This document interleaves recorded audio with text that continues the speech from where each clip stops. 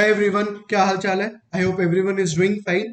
Okay, so today we are starting with a whole together new topic, fixed income for your CFA level 1.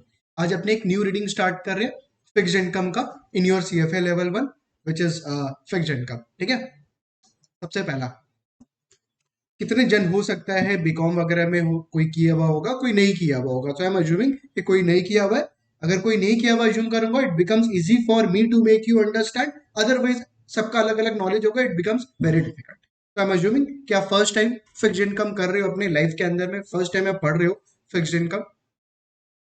Second, very very important as a reading. ऐसे तो सारा ही reading important है, but ये reading क्यों और ज्यादा मैंने फोकस किया इंपॉर्टेंट है, बिकॉज इसका एप्लीकेशन बाकी भी टॉपिक्स के अंदर में आता है, बाकी भी रीडिंग्स के अंदर में आता है फिक्स्ड इनकम का एप्लीकेशन. तो अगर आप यहाँ पे फिक्स्ड इनकम को अच्छे से कंट्रोल में ले लेते हो, it becomes easy for you to do other topics also, because there will be a replica. कुछ कुछ जगह आपको फिक्स्ड इनकम का नॉलेज काम आएगा in the other topics. Plus fixed income is there in your level 1, level 2 and level 3, तीनों level के अंदर में. प्लस लेवल 2 लेवल 3 में जब आप फिक्स्ड इनकम करोगे, लेवल 1 का बहुत बहुत ज्यादा हेल्प होने वाला है. तो आपको समझ में आ रहा है कि लेवल 1 में अगर अपने fixed income as a fundamental strong कर ले, कॉन्सेप्ट स्ट्रॉन्ग कर ले, लेवल 2 लेवल 3 में अपने को बहुत ज्यादा हेल्प होगा. Otherwise you will suffer in level 2 and level 3, and that I have seen. Level 2 का स्टूडेंट्स या लेवल 3 का स्टूडेंट्स वो वापस से लेवल 1 का कॉन्सेप्ट को बहुत ज्यादा रेफर करता है.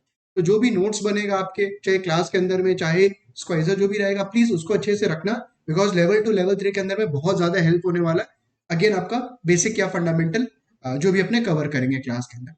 ठीक है, तो आपको सबसे पहला चीज मैंने क्लियर कर दिया, फिक्स्ड इनकम इंपॉर्टेंट टॉपिक है, बिकॉज लेवल 1 के अदर टॉपिक्स पे, अदर रीडिंग्स के अंदर में काम आएगा.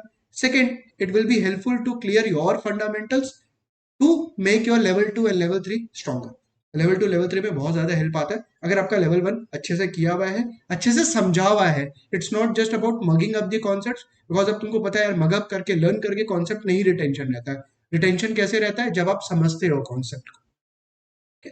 फिक्स्ड इनकम थ्योरी भी है प्लस प्रैक्टिकल भी है, दोनों है. ऑब्वियसली प्रैक्टिकल एस्पेक्ट ज्यादा है. व्हेन वी से practical aspect in terms of calculation, fixed income में बहुत सारा कैलकुलेशन आएगा आपके पास. प्लस थ्योरी तो है ही है. व्हेन वी से theory, it's not a theory, it's a concept. जब भी अपने सीएफए के अंदर में थ्योरी बोलते हैं, तो थ्योरी प्लीज आप वैसा थ्योरी मत समझना जहाँ पे आपको लर्न करना पड़ेगा. It's like the concept, and वो कॉन्सेप्ट समझने के बाद you have to apply in the question. अब वो क्वेश्चन थ्योरेटिकल क्वेश्चन हो सकता है, it can be what, practical numerical question भी हो सकता है. ठीक है, तो ये चीज क्लियर हो गया कि यार ये जो टॉपिक है इंपॉर्टेंट है. वेटेज भी ज्यादा है फिक्स्ड इनकम का, इसका वेटेज भी काफी हाई है. तो एज अ टॉपिक बहुत बहुत इंपॉर्टेंट है as a overall topic. Plus कोई कोई को स्टूडेंट, कोई स्टूडेंट को एक्चुअली फिक्स्ड इनकम थोड़ा सा टेक्निकल लगता है. व्हेन वी से टेक्निकल, समझ क्या, कि उसका लेवल थोड़ा सा हाई है. फिक्स्ड इनकम का जो लेवल है वो थोड़ा सा हाई है as compare to other topics, क्योंकि एक होता है ना sir priority wise. As a student मेरे एक्सपीरियंस है, जो एक होता है ना स्टूडेंट को क्या क्या टफ लगता है, जो प्रायोरिटी वाइज लेवल 1 के अंदर में सबसे पहले उसको क्यूएम टफ लगता है, सेकंड में फिक्स्ड इनकम आता है. मतलब सबसे पहले क्यूएम टफ, उसके बाद फिक्स्ड इनकम टफ, उसके बाद डेरिवेटिव, उसके बाद and so on, depending on your आपका क्या इंटरेस्ट है, कैसा इंटरेस्ट आपका बिल्डअप हो जाता है टॉपिक के अंदर में. प्लस क्लास में आप कैसे स्टडी कर रहे हो, प्लस सबसे इंपॉर्टेंट आप क्वेश्चंस और घर पे कैसे कर रहे हो. You have to execute the questions, क्योंकि अपने क्लास के अंदर में तो कोर रीडिंग्स का मैं आपको सब क्वेश्चंस करवाऊंगा ही. घर पे आप रिव्यू कर रहे हो कि नहीं, घर पे वापस आप प्रैक्टिस कर रहे हो कि नहीं, बहुत बहुत ज्यादा मैटर करता है. तो मैंने आपको प्रायोरिटी इसीलिए बताया कि क्यूएम सबसे टफ, उसके बाद फिक्स्ड इनकम, सो दैट जब आप पढ़ो फिक्स्ड इनकम को, हर क्लास करो, तो एकदम सिंसियरिटी के साथ करो कि यार एज अ ओवरऑल ऑडियंस को लगता है फिक्स्ड इनकम टफ है. आपको क्या लगता है, आपके ऊपर में डिपेंड करता है. इनफैक्ट कोई कोई को फिक्स्ड इनकम इजी भी लगता है, क्योंकि अगर डे 1 से तो मेरे साथ पढ़ रहा है, एंड जो भी मैं पढ़ा रहा हूँ क्लास के अंदर में वो पूरा गो थ्रू करके कंप्लीट कर रहा है फॉर योर नेक्स्ट क्लास, एकदम भी टफ नहीं है फिक्स्ड इनकम, एकदम भी टफ नहीं है. अगेन प्रोवाइडेड आप कैसे ले रहे हो चीजों को, कैसे आप पढ़ रहे हो, उसके ऊपर में बहुत ज्यादा डिपेंड करेगा. Right, I was searching for my calculator. Calculator बहुत ज्यादा काम आएगा. ठीक है, तो आज के क्लास में अपना कैलकुलेटर बहुत ज्यादा काम आएगा. पेन पेपर रेडी, मतलब कॉपी और पेपर रेडी रखना, स्क्वाइजर सामने रखना, so that it becomes easy. जो सम्स करवाऊंगा वो आपको लिखना है अपने कॉपी के अंदर में या स्क्वाइजर में, जैसे भी आपके पास स्पेस है. एंड कैलकुलेटर आपके पास मस्ट है फॉर द फिक्स्ड इनकम. अगर कोई के पास कैलकुलेटर नहीं है, क्लास मत करो, कोई फायदा नहीं होने वाला, प्लीज. हाँ, चलिए स्टार्ट कर रहे हैं. अब यहाँ पे जो रीडिंग्स है, ठीक है, फिक्स्ड इनकम के अंदर में there are total I think 18 19 readings है, 19 19 chapter, 19 readings are there in case of fixed income. तो बहुत सारा चैप्टर्स, बहुत सारा है. 2023 के अंदर में we used to have I think around 6-7 chapters only. यहाँ पे 19 क्यों है? क्योंकि वो जो 6-7 चैप्टर्स है ना, उसी को डिवाइड कर दिया। जो 6-7 चैप्टर्स होता था वो काफी बड़ा होता था। वो 6-7 चैप्टर्स को क्या कर दिया ये लोग, पार्ट्स के अंदर में डिवाइड कर दिया, छोटा छोटा पार्ट्स कर लिया। एक चैप्टर के अंदर में 3 एलओएस, नेक्स्ट चैप्टर में 4 एलओएस। पहले it used to be first chapter में से 9-10 एलओएस, उसी को ये लोग स्प्लिट आउट कर दिया, so that it becomes easy for the students कि एक एक चैप्टर आपको छोटा लगे रेदर देन वॉल्यूमिनस लगे, ठीक है। बट आपको कोई फर्क नहीं पड़ता because you are doing from 2024 curriculum के हिसाब से, 23 के हिसाब से आपको कोई फर्क नहीं पड़ता है। तो इसको अपने फ्रेश रीडिंग की तरह समझते हैं, फ्रेश रीडिंग की तरह ही सोचते हैं कि हाँ सर ठीक है 19 चैप्टर्स है, but yes volume is huge, but again it's very interesting, बहुत बहुत ज्यादा इंटरेस्टिंग है, ठीक है। प्लस हर क्लास में जब भी मैं क्लास करवाऊंगा आपको, उसके बाद आपको घर पे रिव्यू करना है कॉन्सेप्ट, प्लस जो भी सम्स करेंगे वो आपको रिव्यू करना है, then it becomes easy for you as a topic fix income. Otherwise अगर तुम सोचेगा कि पहले एक रीडिंग 49 पूरा कंप्लीट कर ले, उसके बाद आप घर पे सेल्फ स्टडी करो, मत करना ये सब गलती, बिल्कुल भी मत करना, बिकॉज बहुत ज्यादा हेवी हो जाएगा आपको।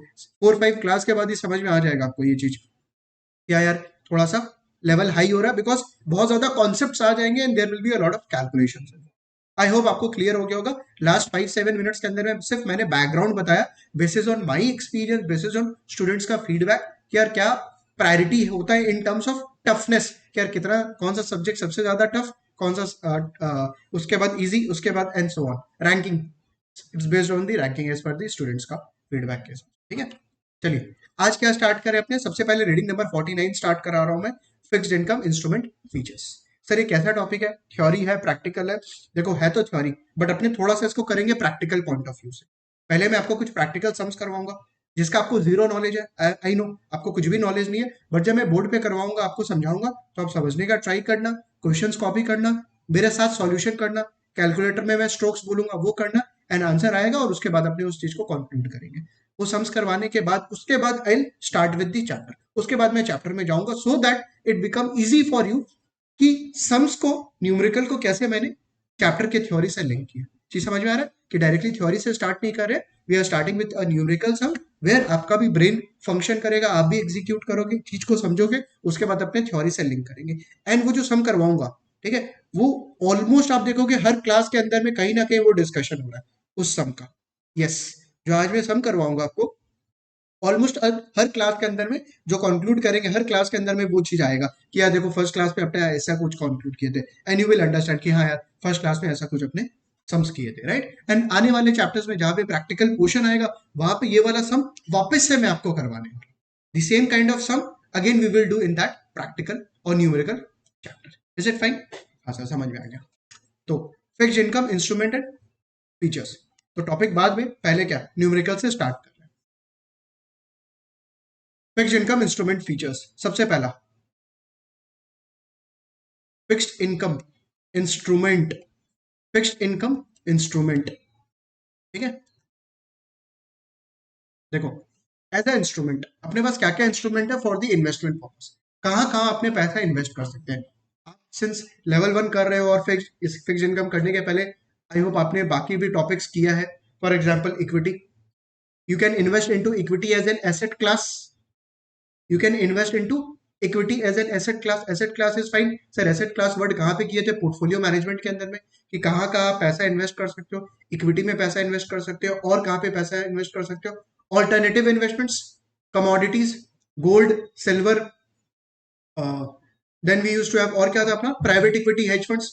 ऑल्टरनेटिव इन्वेस्टमेंट्स के अंदर में म्यूचुअल फंड्स में आप पैसा इन्वेस्ट कर सकते हो, derivative instruments, options, futures, forwards, real estate, alternative investments में किए थे real estate, you can invest into real assets physical, right, you can invest into REITs real estate investment trusts. तो ये सब क्या हो गया है actually asset class. You have fixed income also as an asset class, fixed income as an asset class, नाम देखो ना फिक्स्ड इनकम, सर एक ऐसे एसेट में पैसा लगा रहे हैं जहां पे मेरा इनकम क्या है, फिक्स्ड, जहां पे मेरा इनकम क्या फिक्स्ड, कि सर कुछ फिक्स्ड इनकम मेरे को आ रहा है, कुछ फिक्स्ड इनकम मेरे को आ रहा है, although it can be variable, variable भी हो सकता है depending on the type of the under the fixed income instrument, what kind of actually the type of instrument you are choosing. But yes ऐसा जरूरी नहीं है कि फिक्स्ड होगा, it can be variable, but हाँ जनरली यहाँ पे टॉपिक का नाम क्या, फिक्स्ड इनकम इंस्ट्रूमेंट, कि यार मेरे को एक फिक्स्ड इनकम आ रहा है। And this fixed income can be every year, it can be every quarter, it can be every 6 months, it can be every day, or it can be every week. कुछ भी हो सकता है, frequency depend करता है, frequency depend करता है। Frequency word is fine. Sir frequency word कहाँ पे पढ़े थे? क्यूएम के अंदर में। फ्रीक्वेंसी सर कितने कितने दिन में पैसा आ रहा है, कितने कितने पीरियड्स में रेदर पैसा आ रहा है। It can be every week, it can be every month, it can be every quarter, it can be every 6 months, it can be every year, कुछ भी हो सकता है। डिपेंड करता है आप कौन से टाइप के इंस्ट्रूमेंट में पैसा इन्वेस्ट कर रहे हो। Is it fine?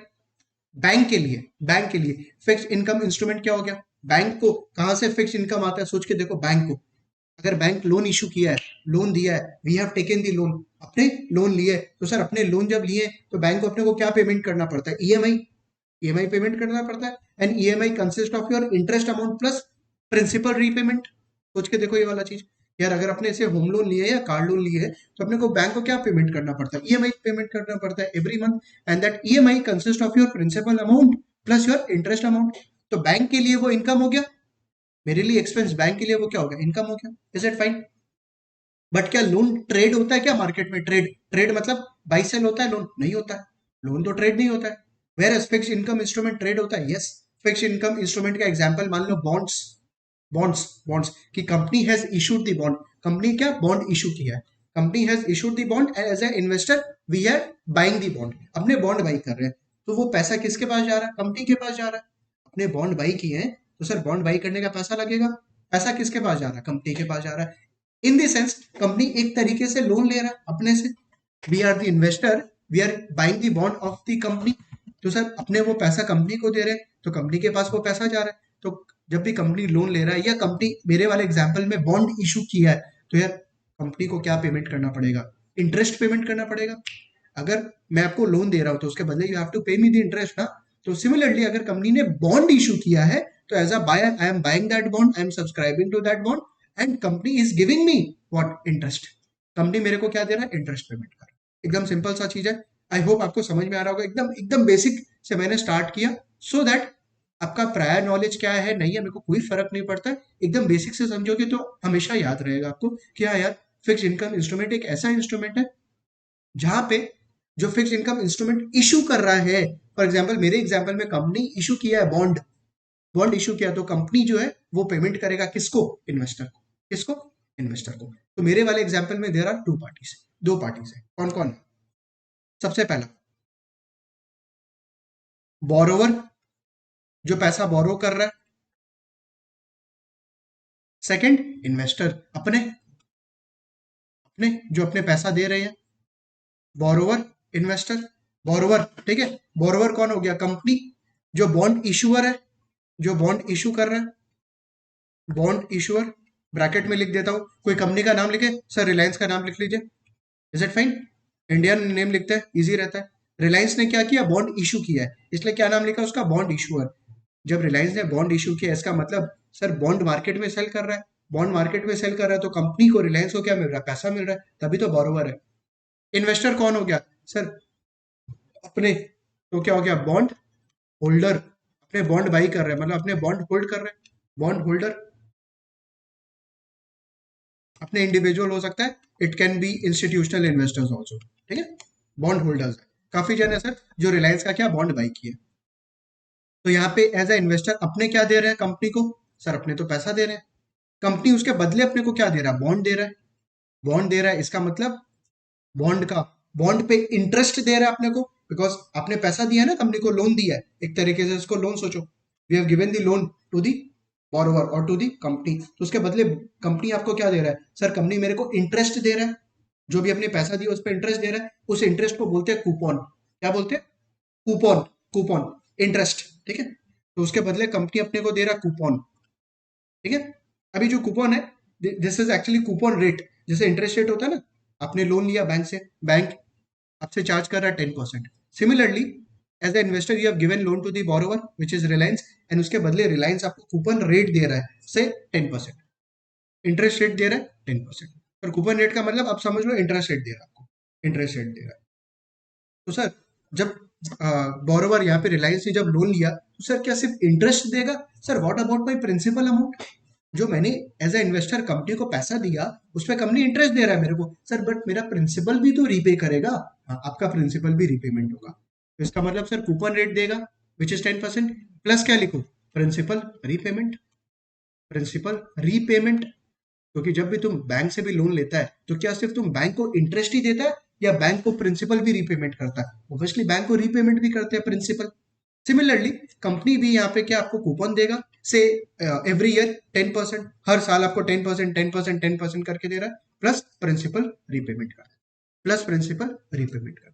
Is it fine? Sir ये जो लोन लिया है या ये जो बॉन्ड इशू है वो कितने साल के लिए? मान लेते हैं ये जो बॉन्ड इशू है दैट इज फॉर 5 ईयर्स। जो बॉन्ड इशू है वो 5 ईयर्स के लिए है। बॉन्ड इशू है फॉर 5 ईयर्स के लिए, मतलब ये जो बॉन्ड का मेच्योरिटी है वो 5 ईयर्स का है। या कंपनी ने जो लोन लिया है इन्वेस्टर से कितने साल के लिए? फॉर 5 ईयर्स के लिए, फॉर 5 ईयर्स के लिए। Is it fine? यहां तक कंट्रोल में है? सारा चीज कंफर्म करो एक बार। एकदम इजी एग्जांपल से स्टार्ट कर रहा हूं सो दैट जिसको कुछ भी नॉलेज नहीं है वो भी इस चीज को समझ पाए। लोन का नॉलेज सबको रहता है कि यार अपने लोन ले रहे हैं बैंक से, बैंक अपने अपने से एक चार्ज क्या कर रहा है? इंटरेस्ट चार्ज कर रहा है, और अपने को प्रिंसिपल रीपेमेंट करना है। ऑब्वियसली लोन का टेन्योर होगा, लोन का टेन्योर इज फाइन। सर कितने साल के लिए अपने लोन लिए? 5 ईयर, 10 ईयर, 20 ईयर के लिए लोन लिया। सिमिलरली रिलायंस यहाँ पे क्या किया है? बॉन्ड इशूअर है, सर पैसा बोरो कर रहा है, बॉन्ड इशू किया है कितने साल के लिए? 5 ईयर के लिए। उसके बदले इन्वेस्टर उसको लोन दिया डॉलर, प्लस सर जो रिलायंस है वो क्या दे रहा है इन्वेस्टर को? 10% करके ब्याज दे रहा है, इंटरेस्ट दे रहा है से हर साल एवरी ईयर, प्लस उसका प्रिंसिपल रीपेमेंट कर देगा। उसका प्रिंसिपल मतलब जो रिलायंस है, जो बॉन्ड इशूअर है, वो क्या करेगा? इन्वेस्टर या बॉन्ड होल्डर का पैसा रिटर्न कर देगा, प्रिंसिपल उसको रिटर्न कर देगा। सर रिलायंस क्यों बॉन्ड इशू किया हुआ होगा? रिलायंस को क्यों ये पैसा चाहिए? सर हो सकता है वो कुछ लॉन्ग टर्म प्रोजेक्ट्स में पैसा लगा रहा है, कोई कैपिटल इन्वेस्टमेंट्स कर रहा है, कोई कैपिटल इन्वेस्टमेंट्स कर रहा है, कोई लॉन्ग टर्म प्रोजेक्ट्स में पैसा लगा रहा है, से फॉर 10 ईयर्स के लिए उसको पैसा चाहिए। तो सर हो सकता है ये जो बॉन्ड इशू किया है वो 10 ईयर्स के लिए किया होगा। अरे मैंने 5 ईयर्स लिया, it can B 10 years, it can B 20 years. तो ये जो लोन लिया है बॉन्ड होल्डर से, हो सकता है 10 ईयर्स के लिए पैसा लिया। Is it fine? It can be a long term investment.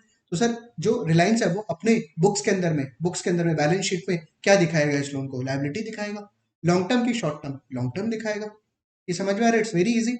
यार जो रिलायंस है वो लोन लिया है, बॉन्ड इशू किया है टू द इन्वेस्टर्स, एंड जो रिलायंस है वो अपने बुक्स में बैलेंस शीट में क्या दिखाएगा? लायबिलिटी दिखाएगा कि that they have issued the bond and they will have to repay से फॉर नेक्स्ट 5 ईयर्स 10 ईयर्स तक, फॉर नेक्स्ट 5 ईयर्स या 10 ईयर्स के लिए। परफेक्ट? हाँ सर, यहाँ तक तो एकदम कंट्रोल में, काफी इजी डिस्कशन था ये तो।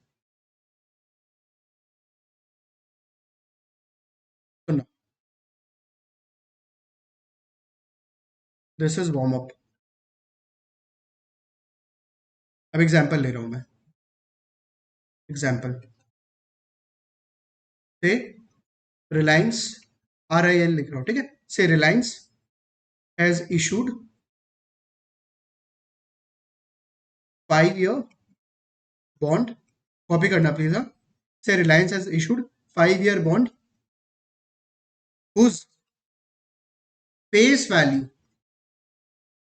फेस वैल्यू को अपने पार वैल्यू भी बोलते हैं या प्रिंसिपल वैल्यू भी बोलते हैं।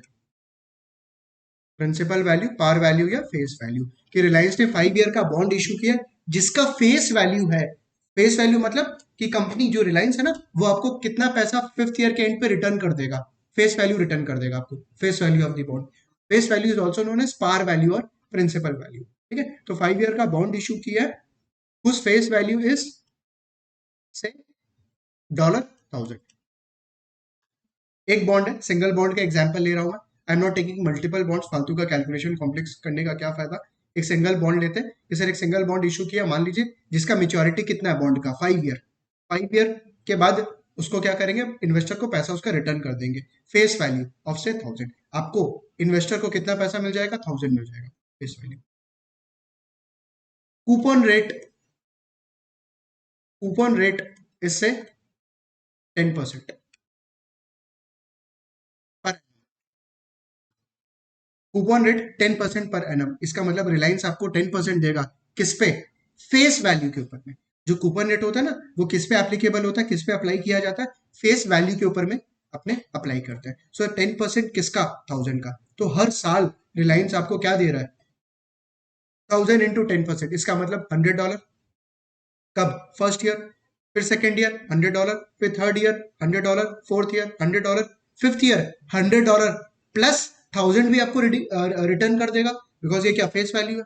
ये क्या? Face value. ये भी आपको इन्वेस्टर को दे देगा। कौन? रिलायंस। ठीक है, तो यहाँ पे क्या बोला, Reliance has issued 5 year bond whose face value is $1,000, coupon rate कितना 10%। सर ये तो रिलायंस मेरे को 10% दे रहा है, रिलायंस मेरे को 10% दे रहा है। ओके सर, मेरा जो रिक्वायर्ड रिटर्न है, जो मेरे को रिटर्न चाहिए ना रिलायंस से, जो मेरे को रिटर्न चाहिए रिलायंस से, case one I want 10%।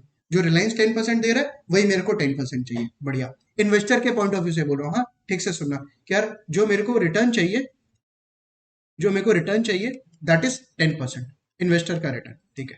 Case to, sir मेरे को ना 10% नहीं चाहिए, मेरे को ज्यादा रिटर्न चाहिए रिलायंस से, ज्यादा रिटर्न चाहिए, 10% से ज्यादा चाहिए। कितना चाहिए? आप बोलो सर मेरे को 12% चाहिए। ओके 12%। केस थ्री, सर मेरे को ना 10% नहीं चाहिए रिलायंस से, आई वॉन्ट 8%, कम चाहिए, कम से भी मेरा काम चल जाएगा। अच्छा, case three 8%, is it fine? मैंने यहाँ पे क्या बोला, ये आपका रिक्वायर्ड रिटर्न है, कितना आपको चाहिए, इसको अपने बोलते हैं 10%, 12%, 8% जो है ना, this is not coupon. Coupon rate fixed है 10%, कूपन रेट क्या फिक्स्ड है 10%। तो ये सर 10%, 12%, 8% जो इन्वेस्टर को चाहिए, इसको क्या बोलते हैं, इसको बोलते हैं yield to maturity. Yield to maturity, YTM, YTM, yield to maturity, yield to maturity, yield to maturity. Is it fine? YTM is yield to maturity. Yield मतलब होता है रिटर्न, yield मतलब होता है return to maturity. If you hold this bond till maturity, अगर आप ये 5 year का बॉन्ड मेच्योरिटी तक, मेच्योरिटी कब है बॉन्ड का? 5 ईयर, 5 ईयर के बाद रिडीम हो जाएगा, रिडीम मतलब आपको पैसा मिल जाएगा। अगर आप बॉन्ड को 5 ईयर तक होल्ड करते हो तो सर मेरा मेरा रिक्वायर्ड रिटर्न 10% है, नहीं मेरा रिक्वायर्ड रिटर्न 12% है, नहीं मेरा रिक्वायर्ड रिटर्न 8% है। सबका अपना अपना रिक्वायर्ड रिटर्न है। Is it fine? यहाँ तक कंफर्टेबल कि रिलायंस ने सर 5 ईयर बॉन्ड इशू किया जिसका फेस वैल्यू कितना 1000 है, कूपन रेट क्या 10% है, बट इन्वेस्टर को चाहिए 10%, केस वन। दूसरे इन्वेस्टर को चाहिए 12%, तीसरे इन्वेस्टर को चाहिए 8%। ठीक है, कंफर्टेबल। चलिए यहाँ पे मैं कुछ टर्म्स अंडरलाइन कर रहा हूँ। रिलायंस 5 ईयर का बॉन्ड इशू किया, फेस वैल्यू, कूपन रेट, ठीक है।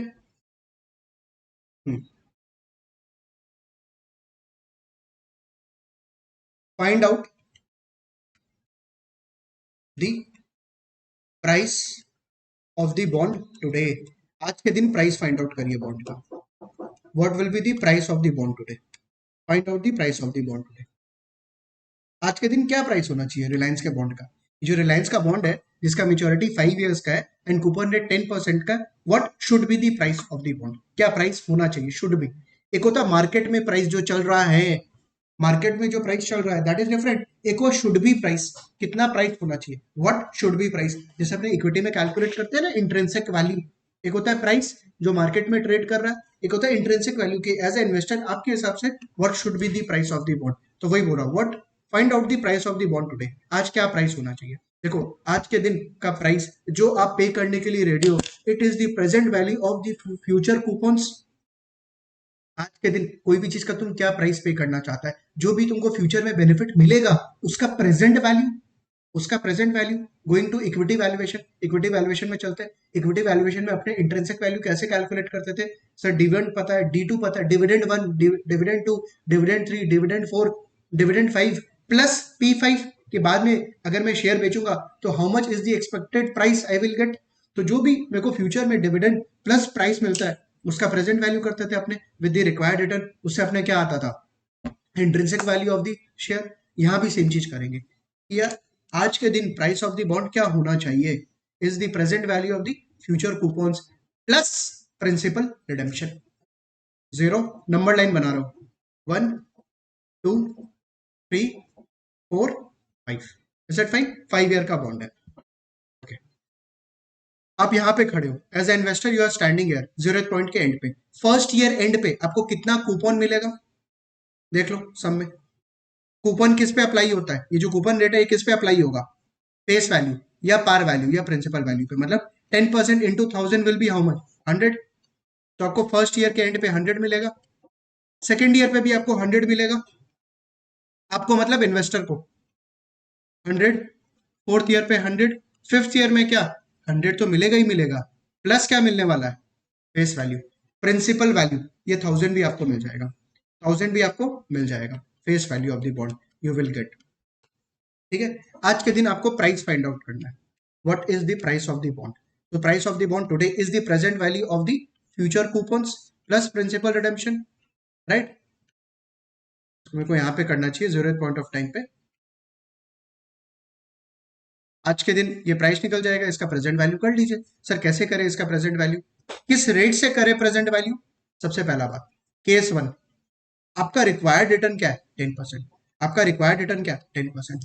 तो price of the bond today is equal to, sir first year का कूपन, कूपन अमाउंट, जो भी कूपन अमाउंट है, जो मेरे एग्जांपल में 100 है, डिवाइडेड बाय 1 प्लस, जैसे अपने इंट्रिंसिक वैल्यू फाइंड आउट करते थे इक्विटी के अंदर में, तो क्या करते थे, ऊपर में dividend divided by 1 plus R E करते थे. मेरा रिक्वायर्ड रिटर्न कितना है? यहाँ पे आपका required return is actually what, YTM. ये तो फर्स्ट ईयर का है. वैसे सिमिलरली सेकेंड ईयर का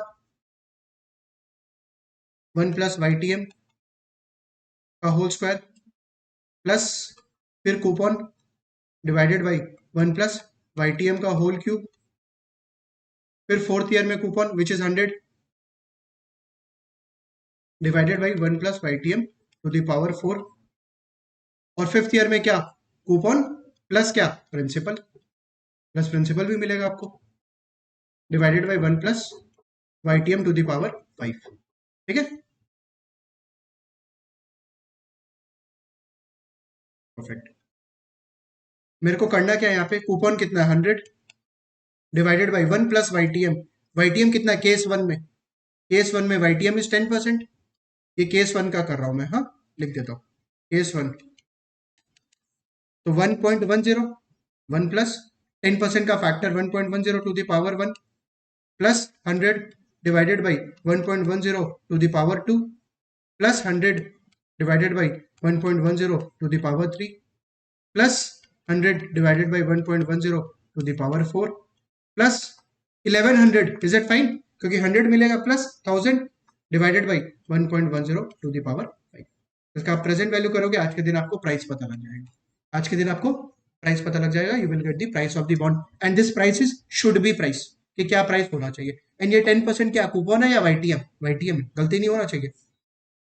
अरे मैंने यहाँ पे 10% कूपन लिया, यहाँ पे वाईटीएम भी 10% लिया. YTM is your required return. ठीक है, तो दोनों सेम लिया तो गलती नहीं होना चाहिए. कि ऊपर में आप कैसे कर रहे हो, कूपन ये 100 कैसे आया था, जो फेस वैल्यू है विच इज 1000 इंटू 10% कूपन, तो आपको 100 मिला था. वैसे सारा परफेक्ट.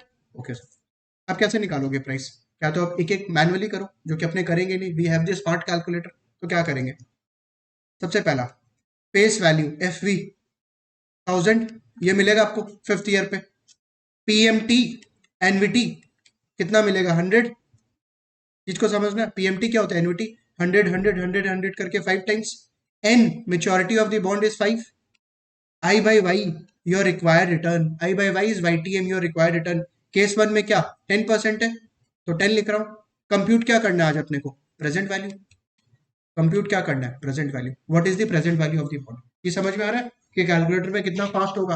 अरे ये तो मैंने आपको ओपन करके समझा रहा हूँ so that it becomes easy for you and it will B link with the equity वाला टॉपिक. बट यहाँ पे थोड़ी इतना अपने कैलकुलेशन करेंगे. और ये तो 5 ईयर का है, then it's fine. If we would have 20 year का सम, तो दिमाग खराब हो जाता है 20 ईयर का तो एक एक करने में. अपने पास तो कैलकुलेटर है, सब कुछ करके देगा. Face value 1000, PMT NVT is 100, हर साल के एंड पे मिल रहा है 100. N 5, I by Y 10%, CPT PV. Obviously PV क्या आएगा, नेगेटिव में आएगा, क्योंकि एफ पीएमटी पॉजिटिव है. चलिए करते हैं सेकेंड क्लियर वर्क. तो आपको करना है 1000 एफ वी, पहले 1000 प्रेस करो, फिर एफ वी, पीएमटी 100 100, फिर पीएमटी 5, फिर N 10, I by Y, compute CPT PV. कितना आ रहा है, -1000 आ रहा है. यस, -1000 आ रहा है. 1000 आप पे करोगे आज. ये क्या होगा, actual price of the bond. This is actually what should be price of the bond, कि क्या प्राइस होगा, 1000 होगा. मतलब आज अगर आप 1000 पे करोगे कंपनी को विच इज रिलायंस, रिलायंस आपको क्या देने वाला है नेक्स्ट 5 इयर्स तक, 100 100 100 100 100, और फिफ्थ ईयर एंड पे क्या, प्रिंसिपल अमाउंट आपको रिटर्न कर देगा 1000. 1000 आपको फेस वैल्यू या प्रिंसिपल अमाउंट रिटर्न कर. Is it fine? Is it fine? समझ में आया यहाँ पे? यार आज अगर अपने 1000 देंगे रिलायंस को, तो सर रिलायंस अपने को 100 100 100 100 करके 5 टाइम देगा, प्लस 1000 जो है वो रिटर्न कर देगा. तो आपको पूरा पैसा आपका मिल जाएगा along with interest and principal repayment. This was your case one. Case number two. Case number two. अब केस नंबर टू को अपने कैसे करेंगे? ऑब्वियसली डायरेक्टली कैलकुलेटर पे करेंगे, राइट? और करने के पहले मेरे को आपसे आंसर चाहिए मैथमेटिकली, सोच के बताना, ठीक है? वो जो आंसर आएगा वो मैथमेटिकली आएगा और लॉजिकली मैं आपको फिर हेल्प कर दूंगा सोचने के लिए। एक चीज बताना, सेम इक्वेशन, कूपन रेट तो सेम रहने वाला है 10%, क्या चेंज होगा इस इक्वेशन के अंदर में with case number to? Sir case number to में आपने वाईटीएम क्या लिया था, दिखा दीजिए। 12% लिया था मैंने, ठीक है? आपका रिक्वायर्ड रिटर्न 12% है। अब मेरे को बताओ यहाँ पे इस इक्वेशन को मेरे को केस टू में अगर चेंज करना होता तो मैं क्या चेंज करता? 100 चेंज होता? नहीं, 100 कूपन है, दैट विल रिमेन फिक्स्ड। 100 100 100 100 1100 आपको मिलेगा। तो क्या चेंज होगा सर? वाईटीएम चेंज होगा। 10% की जगह केस टू में इट विल बी 12%, मतलब 1.12, 1.12 का होल स्क्वायर, 1.12 का होल क्यूब, 1.12 का to the power 4 and 1.12 to the power 5। जब भी डिनोमिनेटर भरता है, जब भी डिनोमिनेटर भरता है जो कि 10 से 12 हो रहा है, तो ओवरऑल रेशियो क्या होता है? गिरता है। सोच के देखो कि यार 10% की जगह अगर आपने डिनोमिनेटर के अंदर में 12 लेता, your denominator would have increased, and if your denominator increases, overall ratio what? Decreases. इसका मतलब जो प्राइस आएगा, जो प्राइस आएगा वो 1000 से ज्यादा आएगा, 1000 आएगा, या 1000 से कम आएगा? सोच के बताना। ये रेशियो आया क्या? 1000 आपने प्रेजेंट वैल्यू किया, मैंने बोला 10 से 12 कर दोगे तो ओवरऑल वैल्यू विल फॉल। इसका मतलब 1000 से ज्यादा, 1000, या 1000 से कम? ऑब्वियसली 1000 से कम आने वाला है। क्यों? क्योंकि आपने 10 की जगह 12 लोगे तो ऑब्वियसली प्राइस क्या आएगा? कम आएगा, ओवरऑल वैल्यू विल फॉल। इसका लॉजिकल आंसर दूंगा प्लीज। हाँ, अभी सिर्फ मैथमेटिकली मैंने आंसर दिया। तो सबसे पहले काम करते हैं, कंप्यूटेशन कर लेते हैं। Case two, face value 1000, PMT will remain the same 100, N same रहेगा 5। इस बार चेंज क्या होगा? I by Y, which will be what? 12। Compute क्या? पीवी। चलिए कंप्यूटेशन करिए। देखो आपको क्या करना है, आपको याद है आपने केस नंबर 1 के अंदर में ऑलरेडी ये सब सारा स्ट्रोक्स कैलकुलेटर में डाला हुआ है, और अभी तक आप क्लियर नहीं किए हो, आप क्लियर टीवीएम नहीं किए हो। अगर आप क्लियर नहीं करोगे ना तो कैलकुलेटर सेम नंबर्स ले लेगा, face value, PMT, N, 5, I by Y, सब कुछ सेम ले लेगा, ठीक है? अगर आप क्लियर नहीं करते हो तो सर अपने को केस नंबर 2 के लिए क्लियर करना जरूरी है कि नहीं है? नहीं है। क्यों? क्योंकि फेस वैल्यू पहले भी 100 था, अभी भी 100 है। तुम क्यों क्लियर वर्क करेगा और वापस से कैलकुलेट, वापस से सारा नंबर्स डालेगा? पीएमटी यहाँ भी 100 है, यहाँ भी 100 है, एन यहाँ भी 5 है, यहाँ भी 5 है, आई बाय वाई चेंज हो गया सर, तो आई बाय वाई को चेंज कर लो और कंप्यूट कर लो पीवी। Is it fine? चीज समझ में आ रहा है? सर अगर ये फेस वैल्यू, पीएमटी, एन सब कुछ चेंज हो जाता तो अपने पूरा का पूरा क्लियर करके वापस से फ्रेश नंबर्स डालते, वापस से फेस वैल्यू, पीएमटी सब कुछ अपने वापस से कैलकुलेटर में फीड इन करते। बट सिंस यहाँ पे चेंज नहीं हुआ, that is I am not doing the clear work, I am just changing 12। तो आपको करना है सी बैक आ जाओ पहले, 12 I by Y, that is only change, बाकी सारा नंबर्स ठीक है। कंप्यूट पीवी, कंप्यूट पीवी, 927.90 आ रहा है, नेगेटिव 927.90, मतलब ये प्राइस आपको कंपनी को पे करना पड़ेगा टू गेट 100 प्लस 1000। और याद है अपने ऑलरेडी कंक्लूड कर लिए थे क्या कि 1000 से कम आएगा? क्यों? क्योंकि अगर डिनोमिनेटर बढ़ता है तो प्राइस क्या होता है? गिरता है। और देखो प्राइस गिरा भी है, प्राइस 1000 से क्या हो गया? 927.9। Is it fine? सर ये तो मैथमेटिकली हुआ, आप बोले थे लॉजिकल आंसर भी है, बिल्कुल है। देखो लॉजिकली सुनना, कंपनी आपको 10% दे रहा है, coupon is, company is paying, मेरे को चाहिए 10, I also need 10, that is my YTM. तो sir the bond will trade at 1000, जो फेस वैल्यू है उसी पे बॉन्ड ट्रेड करेगा। इसको अपने बोलते हैं bond trades at par. If coupon rate is equal to YTM, bond trades at par. If coupon rate is equal to YTM, CR is coupon rate, हाँ, bond trades at par, sir par पे trade करता है। And what is my par value here? Trades at par. What is my par value? Sir par value मतलब principal value या face value, that is 1000। और देखो 1000 आया भी है। अगर कूपन रेट जो कि अपने वाले एग्जांपल में केस 1 में 10% है, वाईटीएम भी 10% है, बॉन्ड किस पे ट्रेड कर रहा है? पार पे, विच इज व्हाट? 1000। जो पार वैल्यू है 1000 पे ट्रेड कर रहा है। Is it fine? क्यों? क्योंकि सर मेरे को 10% चाहिए, वाईटीएम, कंपनी भी 10% दे रहा है, मेरे को 10% चाहिए, कंपनी भी 10% दे रहा है, that is why bond is trading at what? Par.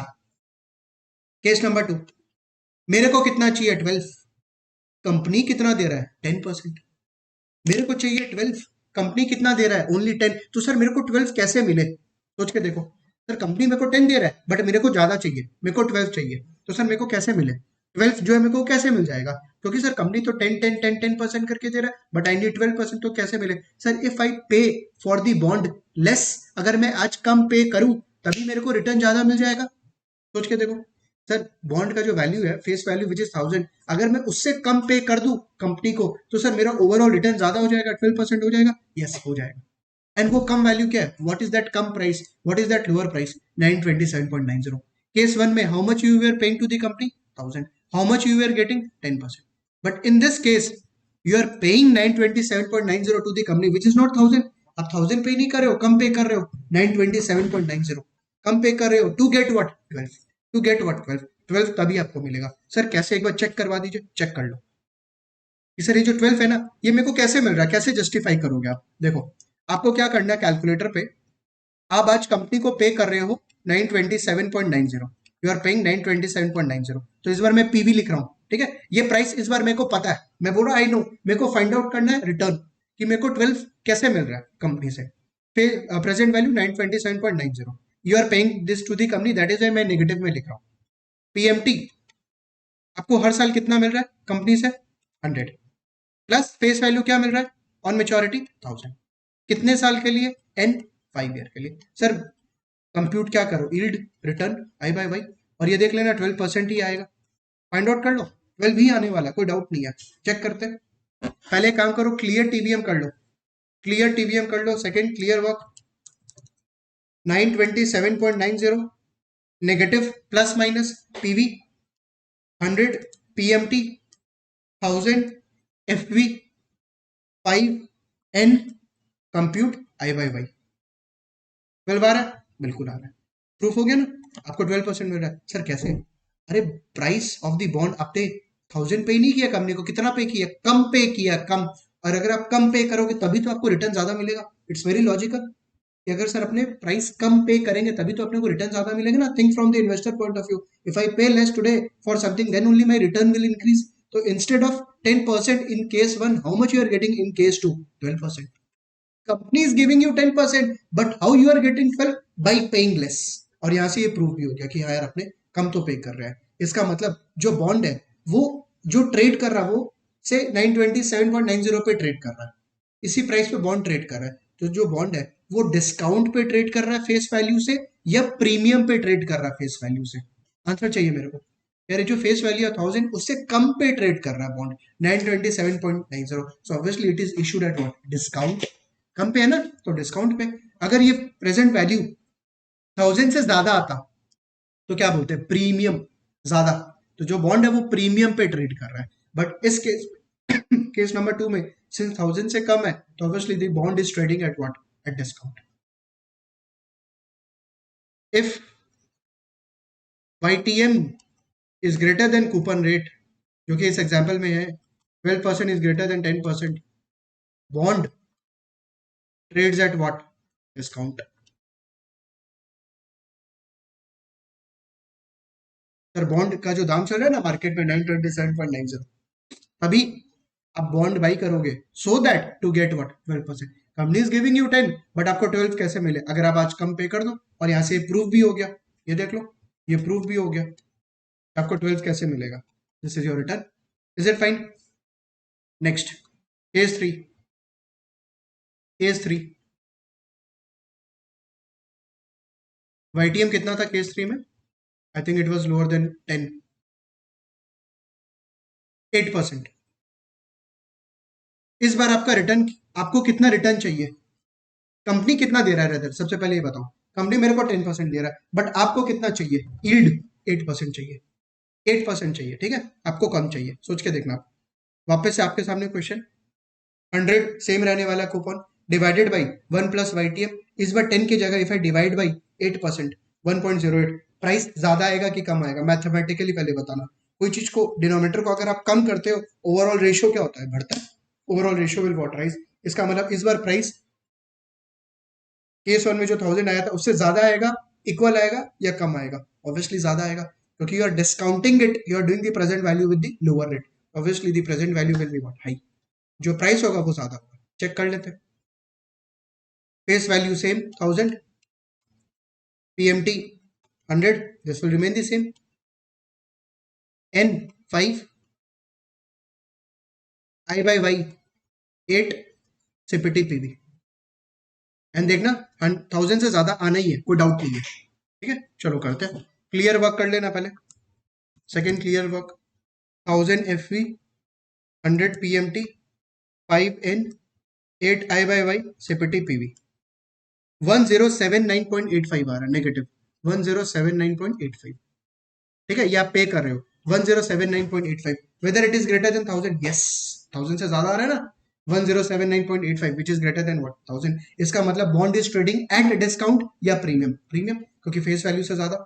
Therefore if YTM coupon rate, क्या लिखूं, YTM ग्रेटर देन या less than coupon rate, obviously less than, क्योंकि 8% है ना यहाँ पे, विच इज 8%। अगर YTM 8% होता है as compare to coupon rate which is 10%, the bond trades at what, premium. Bond trades at premium. Sir premium किस चीज से कंपेयर कर रहे हो, फेस वैल्यू से कंपेयर कर रहे हो। जब मैं बोल रहा हूँ ना डिस्काउंट और प्रीमियम, इसका मतलब क्या, क्या चीज से कंपेयर कर रहे हो, फेस वैल्यू से कंपेयर कर रहे हो। Bond trades at premium, is it fine. Premium मतलब 1079.85 पे ट्रेड कर रहा है, 1079.85 पे ट्रेड कर रहा है। ये 3 केसेस मैंने लिया, एक बार मैं फटाफट से, अच्छा हाँ पहले इसका लॉजिकल आंसर भी तो देना। ये 12% का भी लॉजिकल आंसर दिए थे, यहाँ तो अपने मैथ सिर्फ किए। देखो कंपनी आपको 10 दे रहा है, आपको चाहिए सिर्फ 8, सिर्फ 8, आपको कम कैसे मिले। अगर आप ज्यादा पे करो कंपनी को आज, और आप ज्यादा पे कर रहे हो 1079.85, सर नहीं समझ में आया।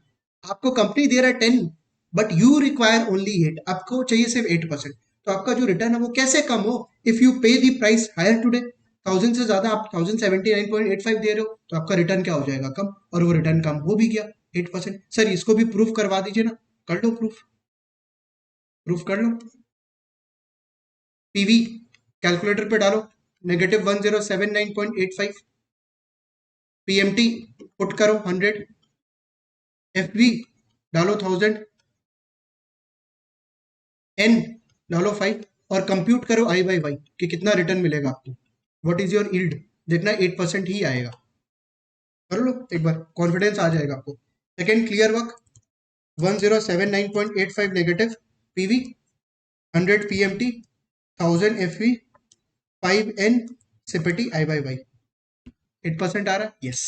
इसका मतलब अगर आप कंपनी को 1079.85 देते हो, लेंड करते हो कंपनी को, right, because you are a bond holder, you are buying the bond and you will pay to the company 1079.85, and in turn company gives you 100 as a PMT for next 5 years plus face value 1000 on maturity, you will get effective return of what 8%, आपको 8% मिलेगा। Company कितना दे रहा था 10, आप कितना ले रहे हो 8, कैसे, क्योंकि आप प्राइस ज्यादा पे कर रहे हो, आप प्राइस ज्यादा पे कर रहे हो। Is it fine, logically clear है यहाँ पे, पहला बात तो देखो नंबर्स जो मैथ्स है that is different, but logically समझ में आ रहा है, यस।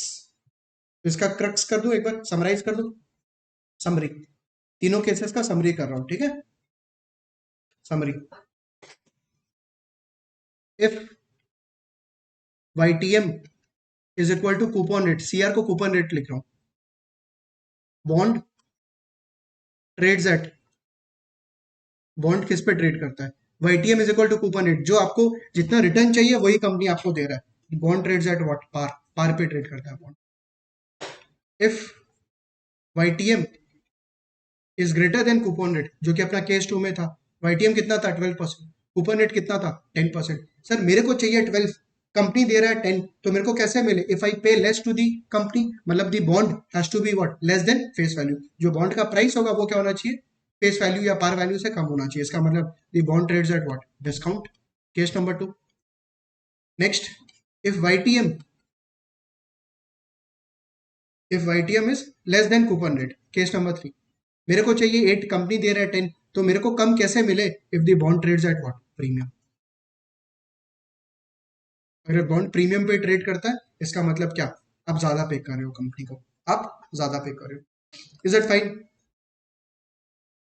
इज इट फाइन, यहां तक क्लियर है, कैलकुलेशन लॉजिक सब कुछ। एक मैथ्स का लॉजिक दिया था और एक आपको, मैथ्स का लॉजिक तो क्या मैथ्स के थ्रू बताया था, और second was what, logical explanation,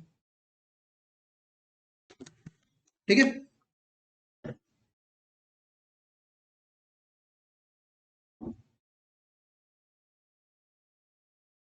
अच्छा, एक क्वेश्चन पूछो आपसे इस इक्वेशन के बेसिस पे। ये वाला जो इक्वेशन है ना, इसके बेसिस पे मैं पूछ रहा हूँ। YTM मेरे वाले एग्जांपल में 10% था केस वन के अंदर में, बाकी सब कुछ सेम है। कूपन 100 YTM 10% है। ठीक है, कुछ प्राइस आया था एंड दैट प्राइस वाज 1000। अभी जो 10% है YTM, जब बॉन्ड इशू हुआ था उस समय 10% था। एक साल के बाद आफ्टर 1 ईयर जो YTM है वो मान लो मार्केट के अंदर में जो रिक्वायर्ड रिटर्न है इन्वेस्टर का वो 11% हो गया। 10 था, 10 से 11 हो गया। तो जब YTM 10 से 11 हुआ, 10 से 11 हुआ, इसका मतलब YTM बढ़ा, तो प्राइस क्या होगा, इंक्रीज होगा या डिक्रीज होगा, सोच के बताना। जब YTM 10 से 11 हुआ मतलब YTM इंक्रीज हुआ, तो प्राइस विल इंक्रीज और price will decrease, obviously it will decrease. तो लॉजिकली सर जब भी YTM बढ़ता है, डिनोमिनेटर बढ़ता है, प्राइस गिरता है। Maths, maths. YTM जब बढ़ता है प्राइस क्या होता है, गिरता है। और यहाँ पे हो भी रहा था केस टू में, देख लो। 10% की जगह जब तुम 12 लिया तो ऑब्वियसली प्राइस क्या हो गया, कम। प्राइस क्या हो गया, कम। कम मतलब 1000 से कम हो गया, कहाँ गया, कुछ आया था ना अपना 920, हाँ 927.90। और जब यील्ड कम हो गया, YTM कम हुआ 8%, इसका मतलब बॉन्ड का प्राइस क्या हो गया, बढ़ गया 1079.85 एज कम्पेयर टू 1000। इसका मतलब क्या अपने बोल सकते हैं प्राइस और यील्ड के बीच में इनवर्स रिलेशनशिप है। प्राइस एंड यील्ड के बीच में there is a inverse relationship, उल्टा है। जब यील्ड बढ़ता है प्राइस गिरता है, जब यील्ड गिरता है प्राइस बढ़ता है। एकदम सही बात है, और ये केस टू केस थ्री में दिख भी रहा है। चेक कर लो एक बार, वापस से चेक करवा दे रहा हूँ। जैसे 10% की जगह केस टू में आपने 12 लिया, तो जब आपने 12 लिया मतलब यील्ड को बढ़ाया, आपका रिक्वायर्ड रिटर्न बढ़ गया। यील्ड को बढ़ाने का मतलब इन्वेस्टर का रिक्वायर्ड रिटर्न बढ़ गया, तो sir price of the bond will what, fall. क्योंकि कम यील्ड कम, सॉरी, जो इन्वेस्टर को उसको 10 की जगह अगर 12 चाहिए तो वो कैसे मिलेगा, इफ दे पे लेस। लॉजिकली अगर वो लोग कम पे करे देन वो लोग को मिल जाएगा यील्ड अपना रिक्वायर्ड रिटर्न। तो सर बॉन्ड का प्राइस क्या होगा, गिरेगा। इफ यील्ड राइजेस बॉन्ड का price will fall, but if yield falls, 10 से 8 हुआ, 10 से 8 हुआ, the price of the bond will what, rise. That is why there is a inverse relationship between the price and the yield. There is a inverse relationship between the price and the yield. Yield और price के बीच में क्या, हमेशा inverse relationship होगा। Is it fine कि जब yield गिरेगा प्राइस बढ़ेगा, जब यील्ड बढ़ेगा प्राइस क्या होगा, गिरेगा। ठीक है, एक सम कर लेते हैं और, ताकि आपको और क्लैरिटी हो जाए, और इस बार आप खुद से ट्राई करना, मैं तो करवाऊंगा ही। Example number 2। अभी सर मैं कोई कंपनी वगैरह का नाम लिख रहा हूँ, डायरेक्टली जो डेटा चाहिए वो लिख रहा हूँ। फेस वैल्यू 1000 है, ठीक है, फेस वैल्यू 1000 है। मेच्योरिटी 7 ईयर्स है। कूपन रेट 5% है पर एनम। अभी मैं क्वार्टरली वगैरह में नहीं जा रहा हूँ, I am just taking a simple example. Coupon rate कितना, 5% है। और क्या चाहिए, यील्ड, YTM, करेंटली YTM है, मान ले 7%, ये YTM है, ठीक है, करंट YTM। इसको एक काम करता हूँ, केस वन लिख देता हूँ। केस वन में YTM 7% है, ठीक है। चलिए क्या करना है, प्रेजेंट वैल्यू निकालना है आपको। You have to find out the present value before you find out the price और the present value of the bond. आप मेरे को खुद बताओ, 1000 से ज्यादा आएगा या 1000 से कम आएगा जो प्राइस।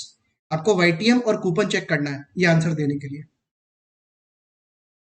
1000 से ज्यादा आएगा प्राइस या 1000 से कम आएगा, आपको कूपन देखना है एंड YTM देखना है। इस दो एक्सप्लेनेशन है, दो तरीके से तुम सोच सकते हैं। अपने YTM को डिवाइड करते हैं, कूपन जो अमाउंट आएगा वो न्यूमरेटर में आएगा, उसको अपने डिवाइड करेंगे।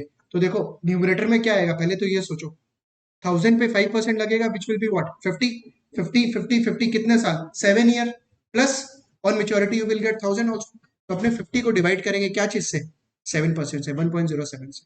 इसका मतलब 1000 से ज्यादा आएगा या 1000 से कम। सर कोई चीज को ज्यादा से डिवाइड करोगे 7%, ऊपर में तुम 5% लिया एक तरीके से, 7% से डिवाइड करेगा तो प्राइस क्या आएगा, कम आएगा, 1000 से कम आएगा। लॉजिकली कंपनी दे रहा है मेरे को 5%, मेरे को चाहिए 7%, and how I will gate 7 if I pay less. अगर मैं कम प्राइस पे करूं, 1000 से कम पे करूं, तो मेरे को 7 मिल जाएगा। चीज समझ में आया, दो तरीके से बताया, एक बताया मैथ्स, एक बताया लॉजिकली। क्या अगर आप मैथ्स के पॉइंट ऑफ व्यू से सोचो, डिनोमिनेटर को आप 5 के जगह 7% से डिवाइड करते हो तो ऑब्वियसली कम आएगा 1000 से। लॉजिकली आपको कंपनी दे रहा है 5 बट यू रिक्वायर 7, तो आपको 7 कैसे मिले? इफ यू पे less for the bond today. अगर आज आप कम पे करो तो आपको ज्यादा प्राइस, ज्यादा यील्ड मिल जाएगा। ठीक है, चलिए निकालते हैं। कैलकुलेटर पे face value 1000, N 7, PMT NVT कितना 5% इंटू 1000 विच विल बी 50, हर साल 50 50 50 फॉर 7 ईयर्स। कंप्यूट क्या? पीवी, पीवी निकालो, प्राइस क्या होगा?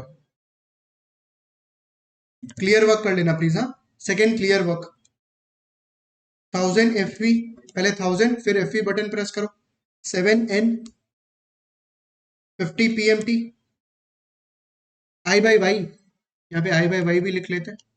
आई बाई वाई इज 7, ये रहा 7% I by Y, 7 I by Y CPT compute PV 892.21, 892.21। आपने ऑलरेडी बात कर लिए थे कि 1000 से कम आएगा, आपने ऑलरेडी बात कर लिए थे 922.21, 1000 से कम आएगा। ठीक है, केस 2।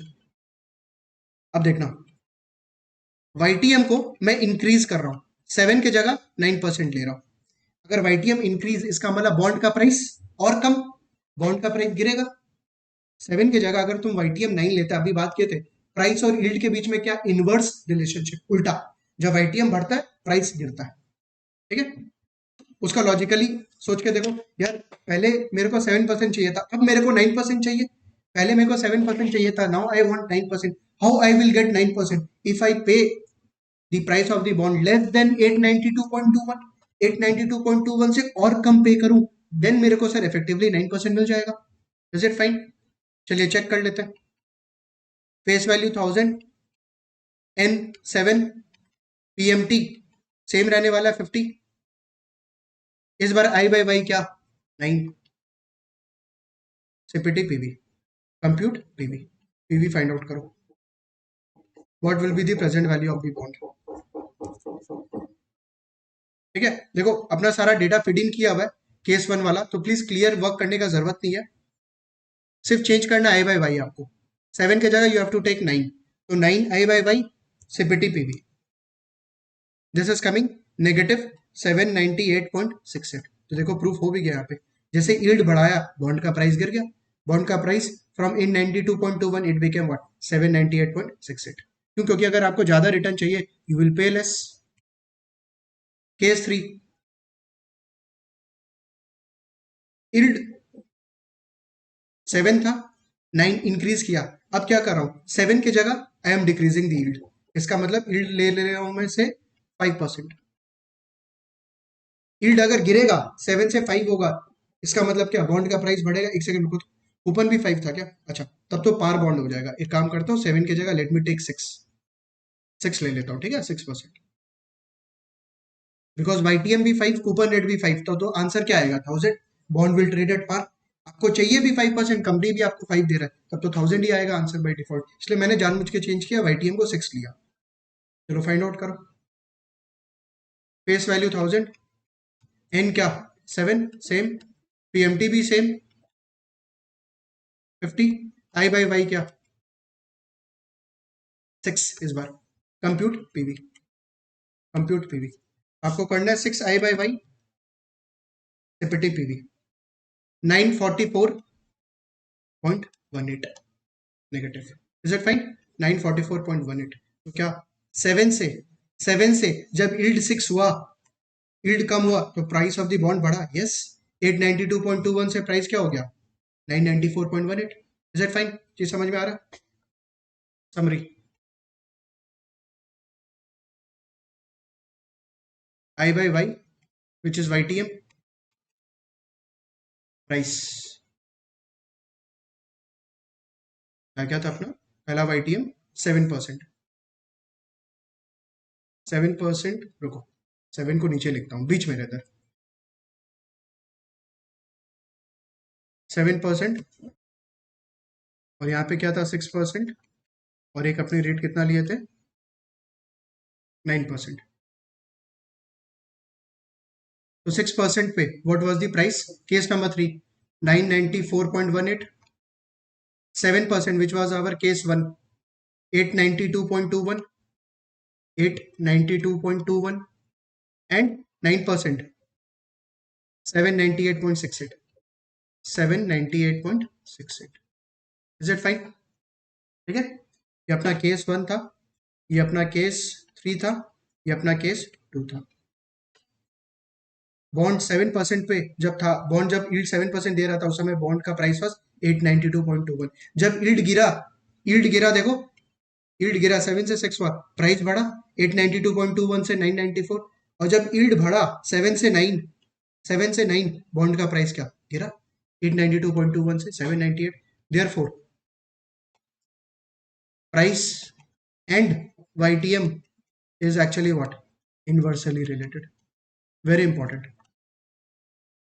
ये आने वाले चैप्टर्स में अपने प्रैक्टिकली वापस से इस सम को रिविजिट करने वाले हैं, बट हाँ इस चैप्टर जो फर्स्ट वाला चैप्टर है ये समझाना आपको इंपॉर्टेंट है कि प्राइस और वाईटीएम के बीच में क्या इनवर्स रिलेशनशिप होता है। इसका ये जो सम्स है ये एक्चुअली इस चैप्टर का पार्ट नहीं है, आने वाले वैल्यूएशन वगैरह के टॉपिक्स के अंदर में, बट मैं क्लास 1 के अंदर में इसीलिए कर रहा हूँ कि यार आपको जो क्रक्स है वो पता होना चाहिए। बिकॉज ये लोग क्या किया है, फर्स्ट वाले चैप्टर में ये लाइन लिखा है price and YTM is inversely related, but समझाया नहीं है। बुरा आने वाले चैप्टर में तो तुम समझेगा, तो अपने क्या किया पहले समझ लिया, पहले समझ लिया और वहां वापस से समझेंगे, उस चैप्टर में जब आएगा वापस से कर लेंगे, ऐसा सम क्या प्रॉब्लम है। और ये सम तो एकदम बोलते हैं ना एकदम स्ट्रेंथ है, इस फंडामेंटल है, कोर है आपके पूरे फिक्स्ड इनकम टॉपिक का। तो आज मैंने आपको सिर्फ क्या करवाया, चैप्टर स्टार्ट नहीं करवाया, सिर्फ आपको एक आउटलाइन आइडिया दिया फिक्स्ड इनकम एक्चुअली है क्या।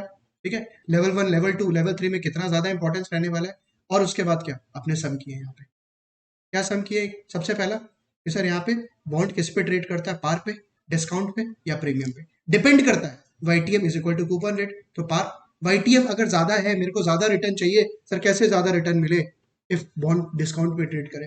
सर मेरे को कम रिटर्न चाहिए, इसका मतलब you are ready to pay higher price premium, that was the crux. और यहाँ पे क्या था, प्राइस और वाईटीएम के बीच में there is a inverse relationship. Price और वाईटीएम के बीच में क्या होता है, इनवर्स रिलेशनशिप होता है। मतलब जब वाईटीएम बढ़ता है प्राइस गिरता है, और वाईटीएम जब गिरता है प्राइस बढ़ता है। और वाईटीएम कूपन रेट अगर सेम है तब तो क्या, the bond is trading at what, the bond is trading at what. Is it fine, यहाँ तक कंफर्टेबल, परफेक्ट। आज एक बार क्लास में स्टॉप कर रहा हूँ, नेक्स्ट क्लास के अंदर में अपने फॉर्मूली चैप्टर को स्टार्ट करेंगे। ठीक है, उसके पहले आप ये वाला जो 2 सम है उसको अच्छे से रिव्यू कर लीजिए, सो दैट जब अपने नेक्स्ट क्लास स्टार्ट करेंगे मैं इस सम का रेफरेंस लेते हुए आपको थ्योरी पढ़ाऊंगा, so that it becomes easy for you. Perfect, चलिए।